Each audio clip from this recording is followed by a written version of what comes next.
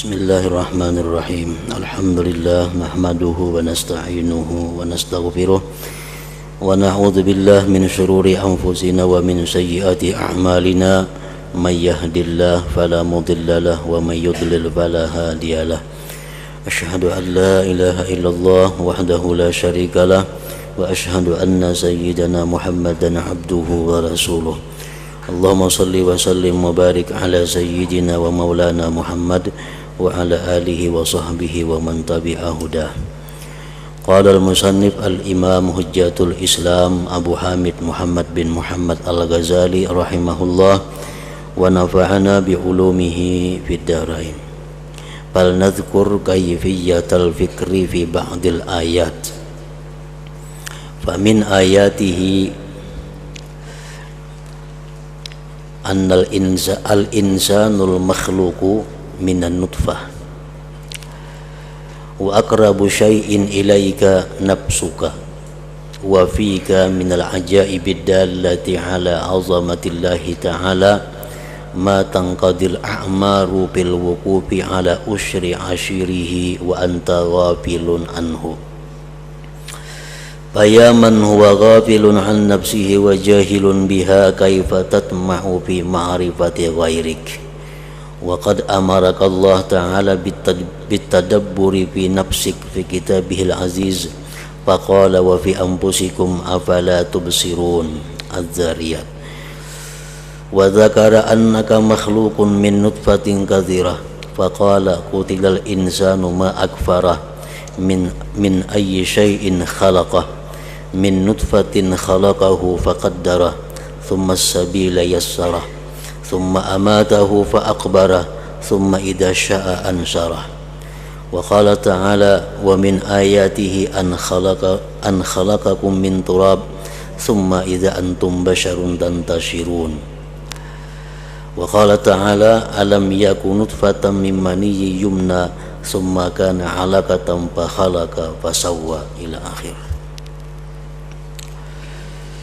Makna kalamul Imam Al-Ghazali rahimahullah wa nafa'ana bi ulumih.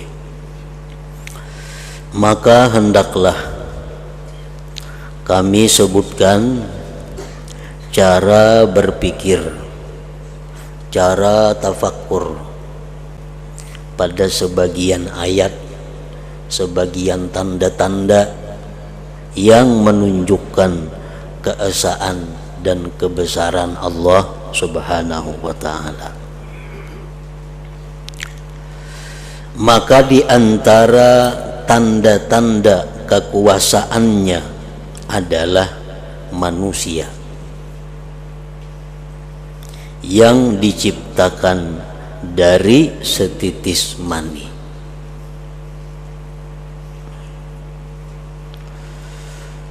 Manusia adalah makhluk yang sangat menakjubkan daripada sekian banyak ciptaan Allah yang menakjubkan itu. Kita melihat batu, di situ banyak menunjukkan tentang keajaiban ciptaan Allah. Kalau kita melihat lagi pohon, lebih menakjubkan daripada batu. Kalau kita melihat lagi hewan, binatang, lebih menakjubkan lagi daripada pohon. Kalau kita melihat lagi manusia, maka lebih menakjubkan lagi daripada yang lainnya.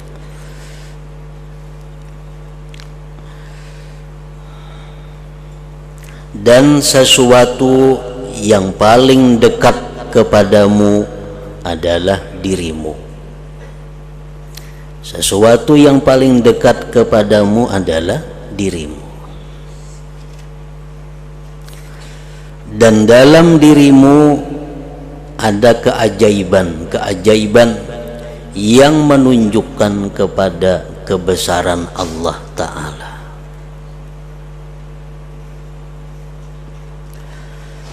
Yang akan habis umur-umur dalam usaha mengetahui 1/10 dari 1/10-nya. Kalau kita hendak memikirkan apa yang ada pada dalam diri kita ini satu persatu, kita pikirkan, maka umur kita kada cukup meneliti, kada cukup mentadabburkan apa-apa yang ada pada setiap diri manusia itu, walaupun 1/10 dari 1/10-nya. Apalagi saikungan diri, kalau kita hendak meneliti daripada keajaiban ciptaan Allah Subhanahu wa ta'ala. Sedang kamu lalai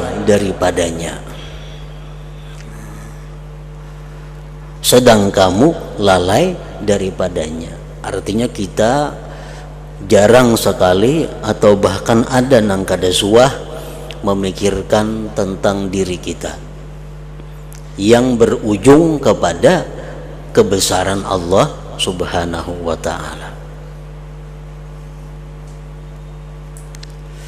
Padahal berpikir tentang keajaiban, tentang kehebatan ciptaan Allah, berpikir itu adalah merupakan satu ibadah yang sangat besar pahalanya, lebih besar daripada ibadah setahun lamanya.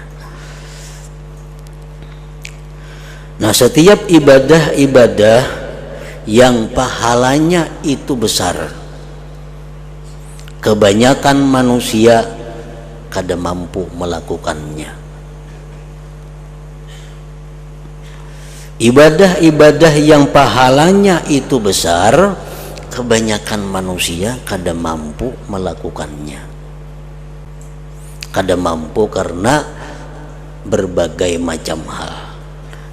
Walaupun kelihatannya inting, kelihatannya kada berat, kelihatannya kada susah, kelihatannya kada perlu biaya, padahal ibadah itu sangat besar pahalanya. Seperti tafakur, naik haji itu ganal biayanya, banyak haji yang mampu orang naik haji, bahkan berantri sampai berapa puluh tahun hingga sampai gilirannya. Tapi kalau urusan bicara tafakur dengan diri, memikirkan ciptaan Allah, mata umpamanya, nah kita memikirkan bahwa bagaimana mata ini sehingga berujung kepada Allah itu maha hebat, maha besar.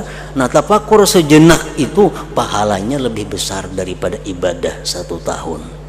Tapi manusia tadi kebanyakannya lalai daripada yang demikian.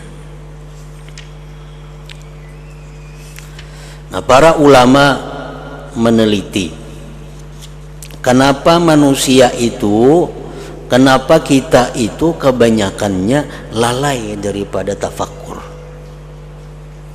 lalai kada sempat tafakur, atau kada terbuka hati untuk tafakur. Para ulama mengatakan ada 10 penyebabnya kita ini lalai, kada sempat berpikir.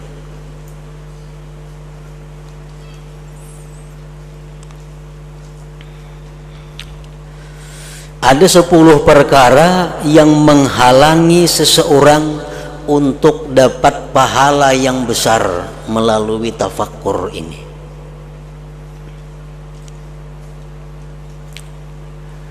Yang pertama mereka menyebutkan adalah penghalang tafakkur itu, pertama al-kibir, sifat sombong.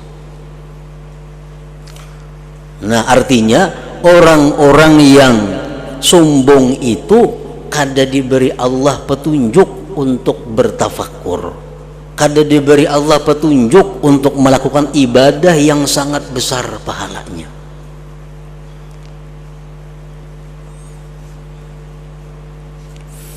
Al-Quran dengan jelas menyebutkan, sa'asrifu an ayati alladzina yatakabbaruna fil ardi bighairil haqq.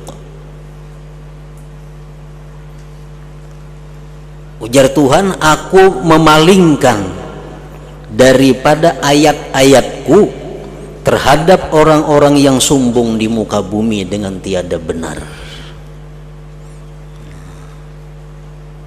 Jadi Allah kadang akan memberikan tafakkur ini kepada orang-orang yang kelakuannya, sikapnya itu sombong.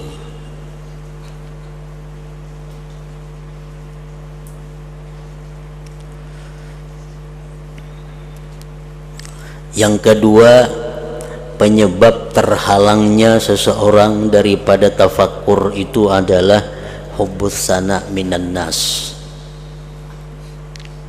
Orang ini suka dipuji manusia, suka dipuji manusia.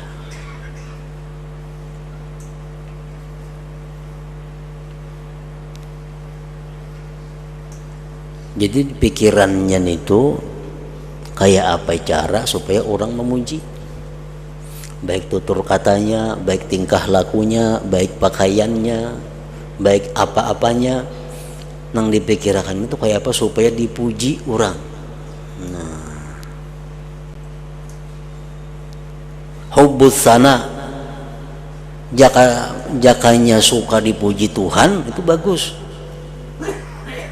Aku bertutur kata kayak apa supaya dipuji Tuhan, aku berpakaian kayak apa supaya dipuji Tuhan, aku berkelakuan kayak apa supaya dipuji. Nah kalau kayak itu bagus, ini kada supaya dipuji manusia.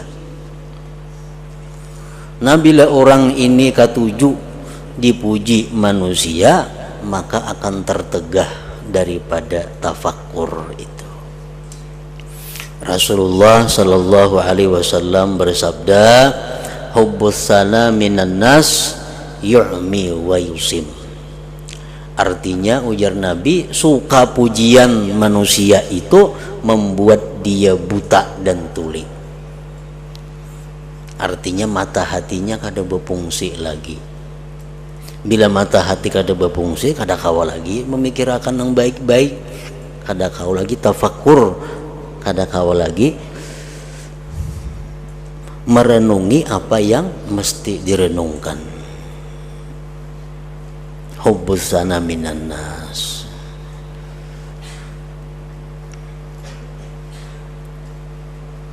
Yang ketiga, penyebabnya kita ini lalai daripada tafakkur itu kasratul akli, kebanyakan makan.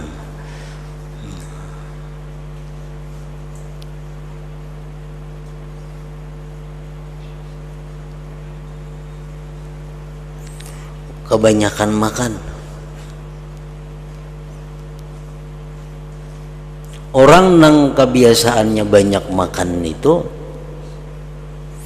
terhalang daripada tafakkur. Karena kebanyakan makan itu adalah membuat mata hati seseorang menjadi kabur. Menjadi kabur. Kayak apa disebut kebanyakan makan itu?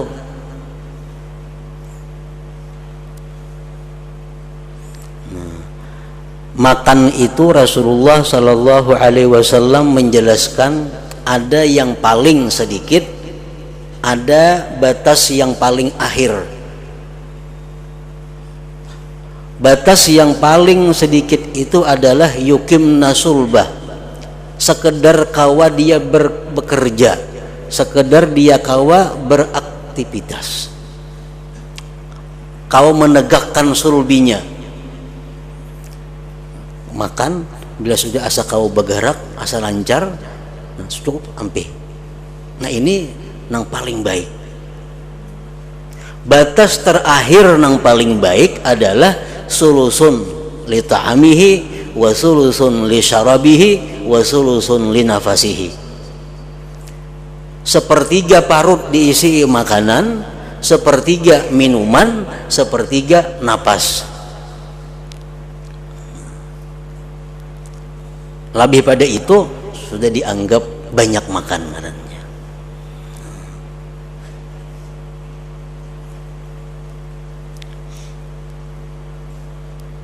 Napas sedikitan ketinggal lagi, jatah napas sedikitannya hibak lawan makanan lawan minuman.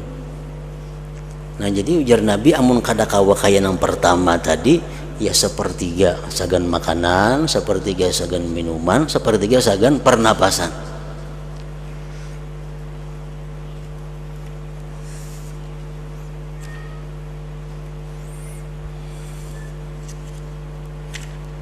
Ada di depan Rasulullah Sallallahu Alaihi Wasallam seseorang sahabat mariga.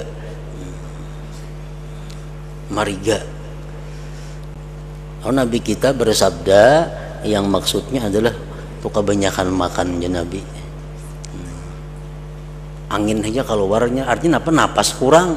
Nah, mariga nih tuh dianggap oleh Nabi kita sudah limpua makannya. Berarti sagan napas kada muat lagi parutnya keluar angin ininya. Jakanya ada jatah untuk napas kada sampai tak keluar angin itu.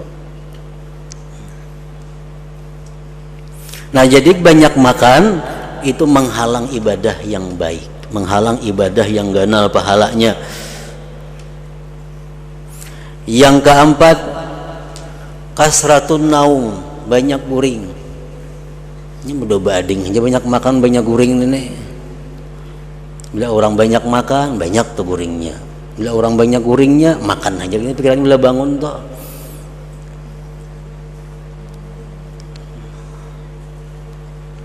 Orang yang banyak guring tertegah daripada tafakur. Nah kayak apa nangaran banyak guring itu?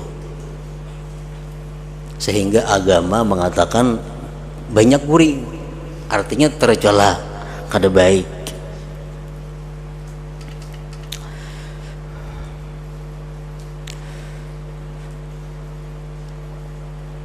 Mengenai paling sedikit guring itu tergantung kemampuan seseorang melatih dirinya.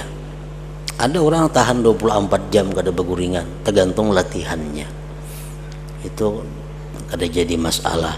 Nang masalah jangan sampai kita kebanyakan guring. Imam Ghazali di dalam Ihya Ulumuddin mengatakan bahwa apabila kita guring sehari semalaman ini lebih daripada 8 jam itu sudah kebanyakan guring.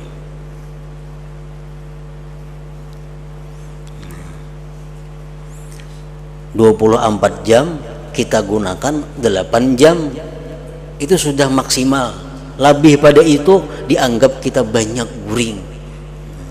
Bila banyak guring akan terhalang daripada ibadah-ibadah yang mulia, ibadah-ibadah yang afdal.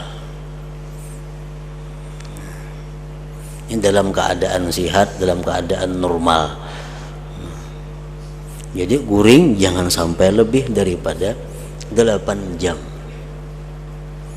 Misalnya malam 5 jam atau malam 6 jam karena siang mencukupinya. Amunnya hendak 8 jam juga, makin kurang pada itu makin baik, makin kurang pada itu makin baik, makin sedikit guring makin bagus. Yang kelima yang menghalangi seseorang daripada tafakkur adalah kasratul kalam. Orang ini kebanyakan pandir,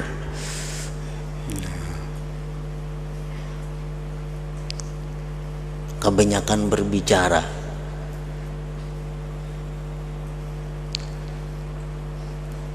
Kayak apa disebut banyak bicara itu?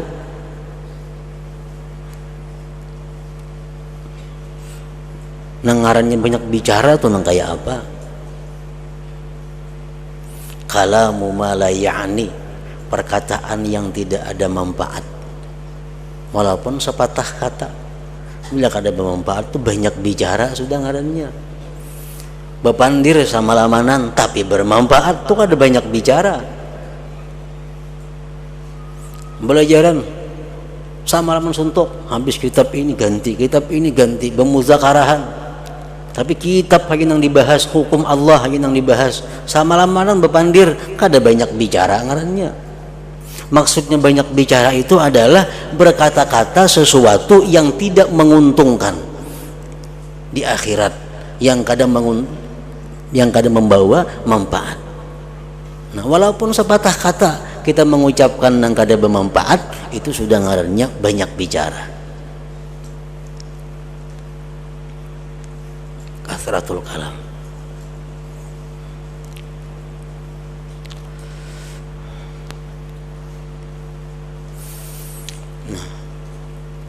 Perkataan yang bermanfaat macam apa, yang kada bermanfaat macam apa, nah itu ada spesial keterangan-keterangannya. Nah, kayak apa kalam perkataan yang bermanfaat, kayak apa yang kada, itu ada keterangan khususnya.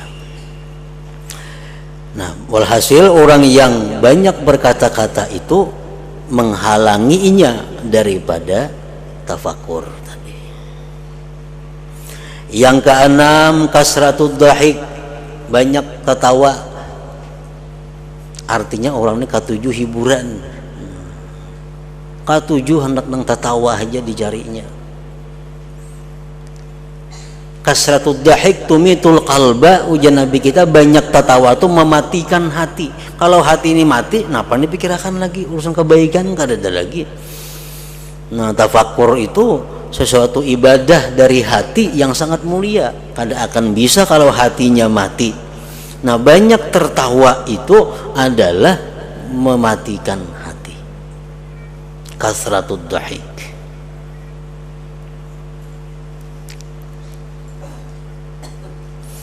Nah, yang ketujuh,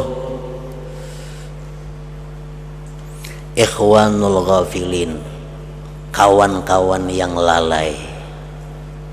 Kakawanan ini semua orang-orang nang lalai, kakawanan orang-orang nang kada baik, kakawanan kada ada orang-orang nang mengingat Allah, kawan-kawan kada ada orang membicarakan hukum-hukum Allah, kakawanan semuaan nang lalainya. Nah, ini jelas sudah akan menghalangi kita daripada tafakur tadi. Yang ke-8, hubbul mizah, suka basanda gurau. Ketujuh bagaya, di mana aja bagaya, di masjid bagaya, di tengah orang banyak bagaya, kada kau lapas pada bagaya. Nah, ini orang kadang ada harapan kan bisa tafakur. Tafakur itu orang-orang yang serius. Orang panggaya kadang kau tafakur. Kasratul mizah atau hubbul mizah.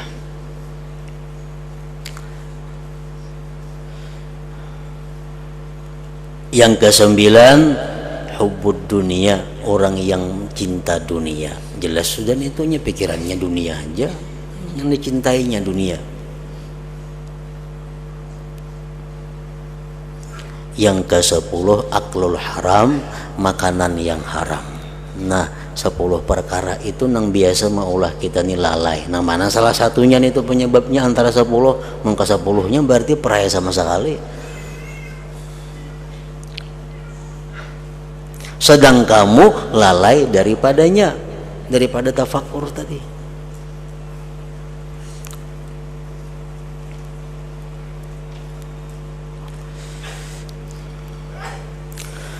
Maka wahai orang yang lalai dari dirinya, maka wahai orang yang lalai dari dirinya dan yang bodoh dengannya, bagaimana kamu mengharap mengetahui selain kamu?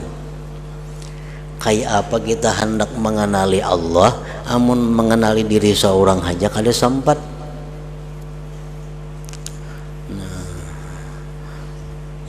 Mengenali diri seorang aja kada ada waktunya, apabila lagi kau mengenali Allah.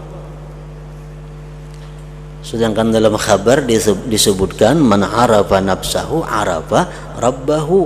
Orang yang mengenal dirinya, dia akan kenal kepada Tuhannya. Nah, mengenal dirinya aja kada sempat, apabila mengenal Tuhannya.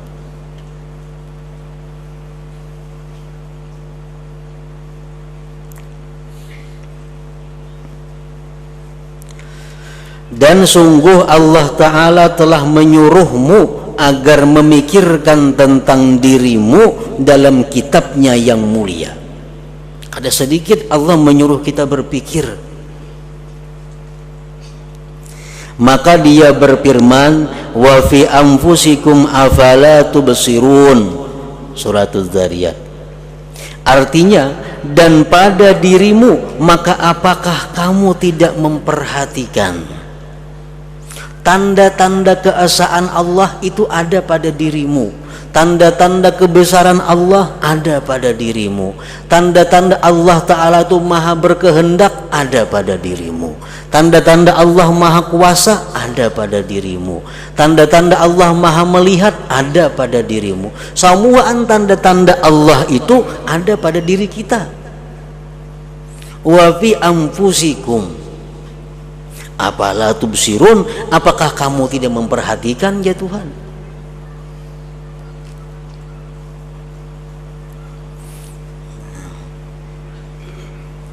Rasulullah Shallallahu Alaihi Wasallam disebutkan waktu beliau sebelum diresmikan diangkat menjadi Rasul, beliau seringkali berkhalwat di guha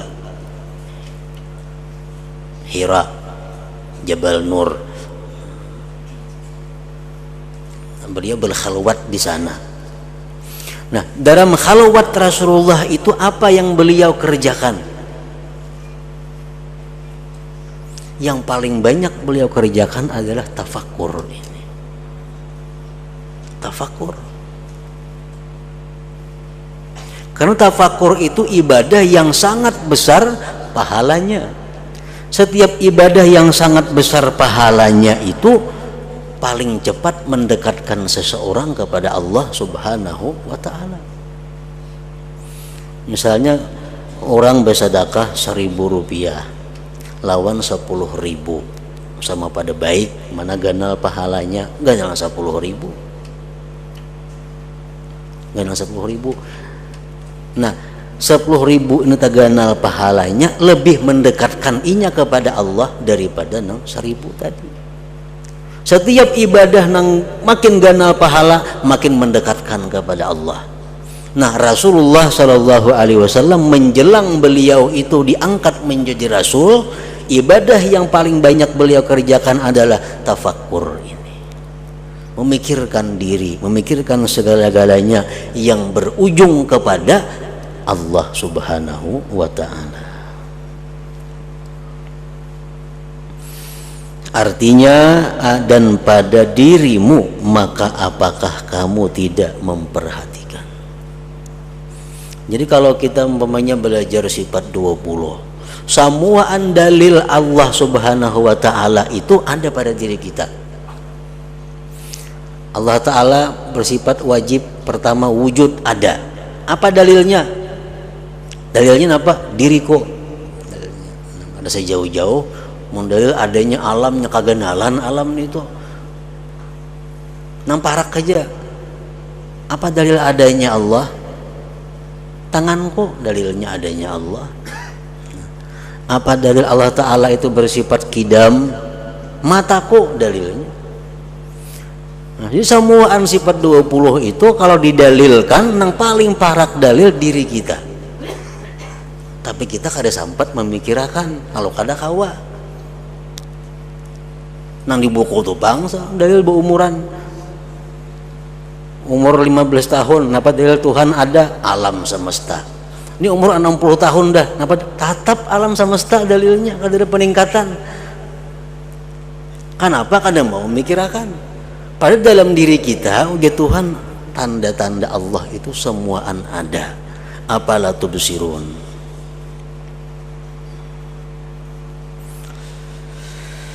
Dan Allah menyebutkan bahwa kamu diciptakan dari setitis mani yang kotor. Maka dia berfirman, Qutilal insanu ma akfarah min ayyi syai'in khalaqah min nutfatin khalaqahu faqaddarah thumma as-sabila yassarah thumma amatahu faqbarah thumma idza syaa'a ansarah. Artinya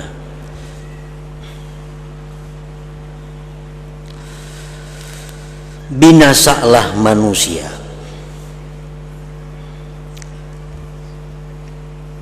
alangkah amat sangat kekufurannya. Ma akfarah. Dari apakah Allah menciptakannya? Min ayyi syai'in khalaqah. Dari apa Allah menciptakan manusia itu? Allah menjawab sendiri, dari setitis mani. Dia menciptakannya manusia tadi. Dari mani 40 hari, darah 40 hari, segumpal daging 40 hari, lalu berbentuk. Lalu menentukannya. Di situ Allah menentukan. Sesudah 120 hari, 40 kali 3. Di situ finalnya manusia.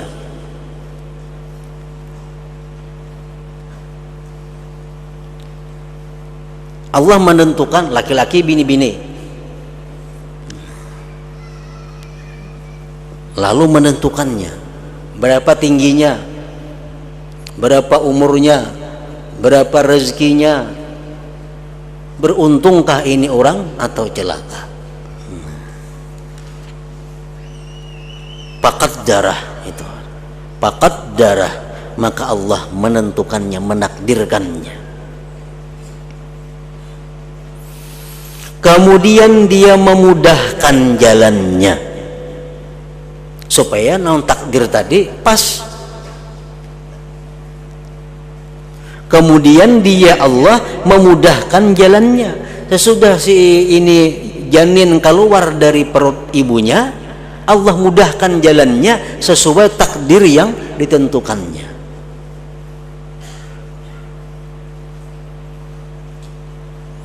Orang ini ditakdirkan Allah sebagai orang ahli surga, sebagai termasuk suhada, orang yang beruntung. Allah mudahkan jalannya untuk jadi orang beruntung.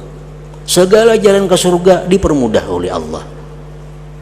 Orang ini ditakdirkan Allah sebagai orang yang celaka, penghuni neraka. Allah mudahkan jalannya untuk menuju neraka. Fayassarah summas sabila yassarah. Kemudian jalannya itu dipermudah oleh Allah Subhanahu wa ta'ala. Nah, kalau orang-orang yang umum, mereka itu biasanya takut su'ul khatimah.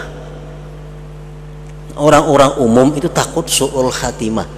Artinya apa? Jahat kesudahan. Artinya mati kada membawa iman lah. Itu ditakutkan oleh orang-orang umum. Kalau orang-orang yang sudah arif billah, mereka itu bukan su'ul khatimah yang mereka takuti, tapi su'us sabiqah. Nah, su'us sabiqah, jahatnya permulaan. Permulaan di mana? Di rahim ibu. Itu yang mereka takutkan. Karena kalau dalam rahim ibu ini kita termasuk orang yang celaka, kayak apapun kayaknya ujungnya pasti celaka.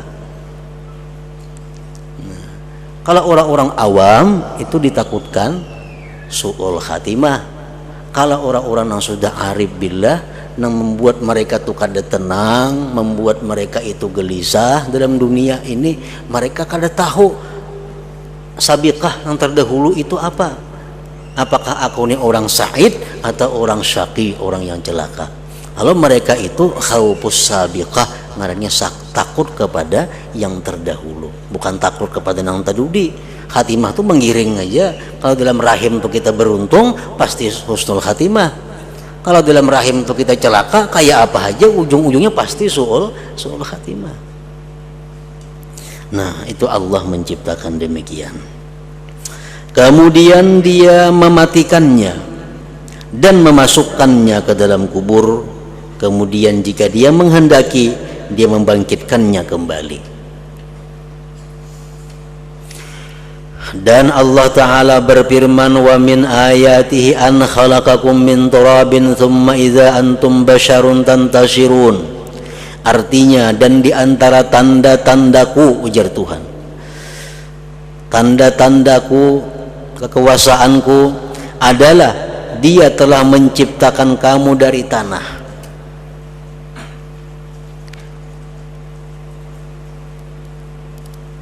Air mani itu ada akibat daripada sumber makanan-makanan, sumber macam-macam gizi dan gizi yang berasal dari tanah. Kemudian tiba-tiba kamu menjadi manusia yang berkembang biak. Allah Ta'ala berfirman, alam yakun nutfah min maniyyin yumna thumma kana 'alaqah fa khalaqa fa sawwa. Artinya, bukankah ia manusia dahulunya setitis mani yang ditumpahkan, kemudian mani itu menjadi segumpal darah, lalu Allah menciptakannya dan menyempurnakannya. Allah Ta'ala berfirman, alam nakhluqkum mimma immahin faja'alnahu fi qararim makin ila qadarim ma'lum. Artinya, bukankah kami menciptakan kamu dari air yang hina, kemudian kami meletakkannya dalam tempat yang kukuh rahim sampai waktu yang ditentukan. Dan Allah Ta'ala berfirman, awalam yaral insanu anna khalaqnahum min nutfatin fa idza huwa khasimun mubin. Artinya, dan apakah manusia tidak memperhatikan bahwa kami menciptakannya dari setitis air mani, maka tiba-tiba ia menjadi penentang yang nyata. Artinya, menjadi orang yang pandai berdebat, padahal diciptakan dari setitis air mani. Nah, ini makin menunjukkan kehebatan daripada Allah Subhanahu wa Ta'ala. Orang yang dulunya diciptakan daripada air mani, begitu dia berkembang sampai dia mempunyai akal yang hebat, mampu untuk berdebat. Dan Allah Ta'ala berfirman, inna khalaqnal insana min nutfatin amsyaj. Artinya, sesungguhnya kami menciptakan manusia dari setitis air mani yang bercampur. Amun air mani laki-laki aja kada mau jadi manusia, atau air mani bini-bini aja ada kada mau juga jadi manusia. Nah, percampuran antara air mani laki-laki dan perempuan, amsaj, terjadilah manusia itu. Artinya, sesungguhnya kami menciptakan manusia dari setitis air mani yang bercampur. Dalam hadis marfu disebutkan, "Fama kana min azmin wa asbin wa quwwah fahuwa min ma'ir rajul wa ma kana min lahmin wa damin wa sya'ar fahuwa min ma'il mar'ah." Ujar Nabi kita, manusia itu yang mana tulangnya, urat-uratnya, kekuatannya itu diambil daripada air mani laki-laki. Sedangkan dagingnya, darahnya, rambutnya itu dari air mani perempuan. Nah, jadi percampuran antara dua itu terjadilah manusia.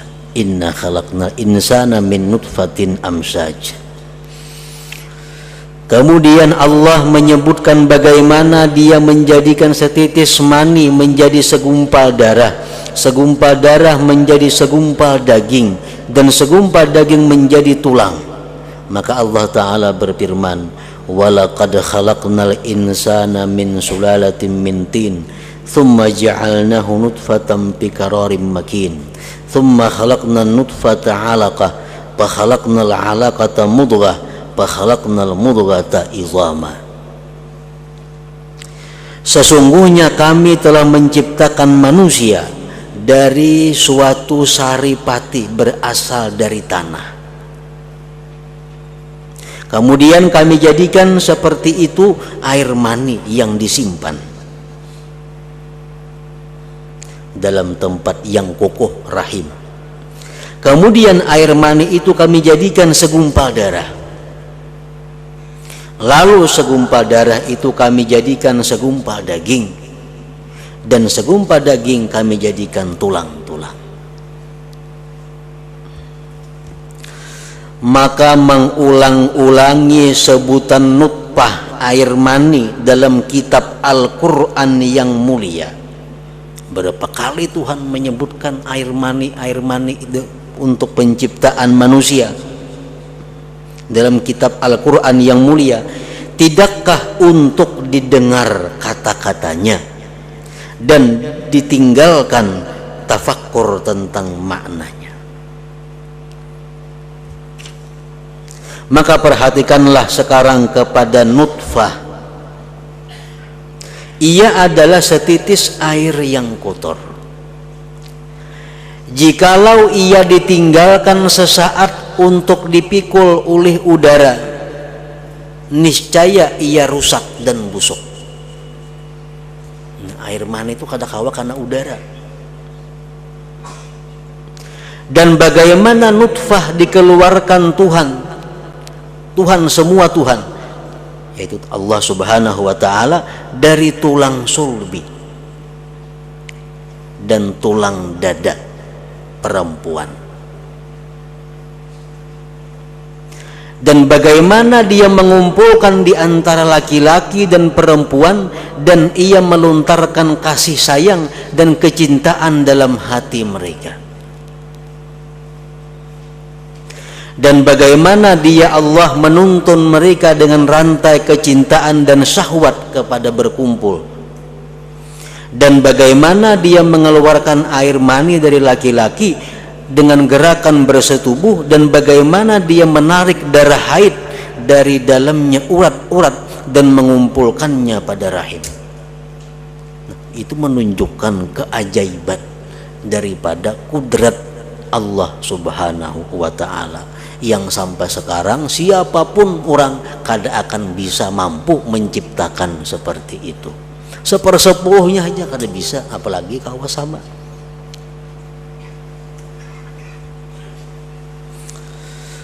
Kemudian bagaimana dia Allah menciptakan anak dari air mani dan memberi minuman kepadanya dengan air haid dan memberi makanan kepadanya sehingga anak itu berkembang, bertambah dan membesar. Dan bagaimana dia menjadikan air mani yang berwarna putih cemerlang menjadi segumpal darah yang merah. Kemudian bagaimana dia menjadikannya segumpal daging.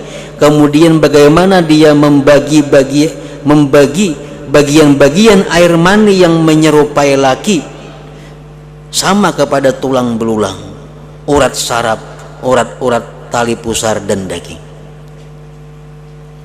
Kemudian bagaimana dia Allah menyusun dari daging, urat saraf dan urat-urat menjadi anggota-anggota badan yang zahir. Maka dia membulatkan kepala, melubangi pendengaran, penglihatan, hidung, mulut, dan jalan-jalan masuk lubang-lubang lainnya. Nah, kemudian dia memanjangkan tangan dan kaki dan membagi ujung-ujungnya dengan jari-jarinya, dan membagi jari-jari dengan ujung-ujung jari-jari.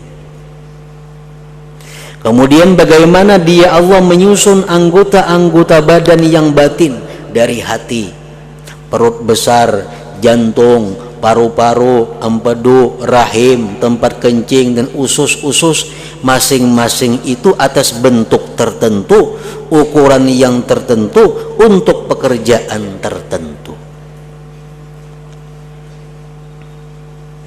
Kemudian bagaimana dia membagi setiap anggota badan dari anggota-anggota badan itu dengan bagian-bagian yang lain.